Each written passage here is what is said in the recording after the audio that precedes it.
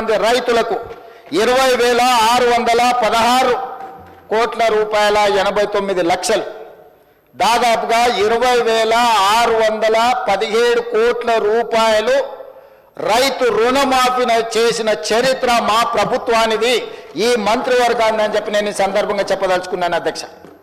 ఈ దేశ చరిత్రలోనే ఏ ప్రభుత్వం కూడా మొదటి సంవత్సరంలో ఉన్న అన్ని రాష్ట్రాలు కావచ్చు, కేంద్ర ప్రభుత్వం కావచ్చు, కేంద్ర ప్రభుత్వం కూడా ఏ ఒక్క రాష్ట్రానికి 20,617 కోట్ల రూపాయలు మొదటి 10 నెలల్లో చేసిన చరిత్ర లేదు. ఇది చరిత్రలో శాశ్వతంగా నిలిచిపోయే ఒక గొప్ప సందర్భము.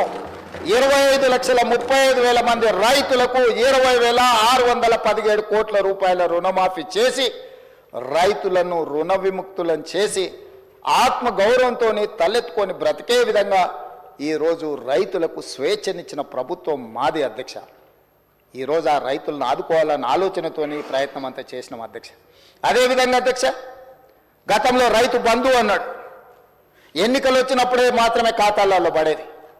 కానీ ఈసారి 2023 ఎన్నికల సందర్భంగా ఆనాటి ప్రభుత్వం ఔటర్ రింగ్ రోడ్డును అమ్మేసి, కోకపేట్ల భూములను అమ్మేసి, ఉన్నాయని ఊడ్చుకొని తీసుకొని పోయి రైతులకు రైతు బంధు పథకాన్ని అమలు చేయకుండా ఎన్నికల కోడ్ను అడ్డం పెట్టుకొని తప్పించుకుంటే మా ప్రభుత్వం వచ్చిన మొదటి 3 నెలల్లోనే తమరికి తెలుసు అధ్యక్ష, 7,625 కోట్ల రూపాయలు రైతు భరోసా పథకం కింద ఆ ప్రభుత్వం ఎగవేసిన రైతు భరోసా పథకాన్ని మన ప్రభుత్వం ఈరోజు అమలు చేసి మొదటి 3 నెలల్లోనే వాళ్ళ ఖాతాలు వేసింది అధ్యక్ష.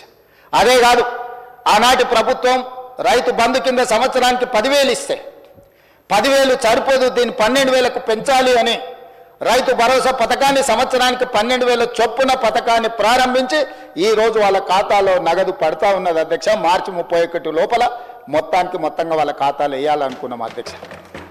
ఇదే కాదు అధ్యక్ష, గ్రామాలలో మీకు తెలుసు, దళితులు, గిరిజనులు, ఆదివాసీలు, బలహీన వర్గాలకు సంబంధించిన వాళ్ళకి అందరికీ భూములు లేవు.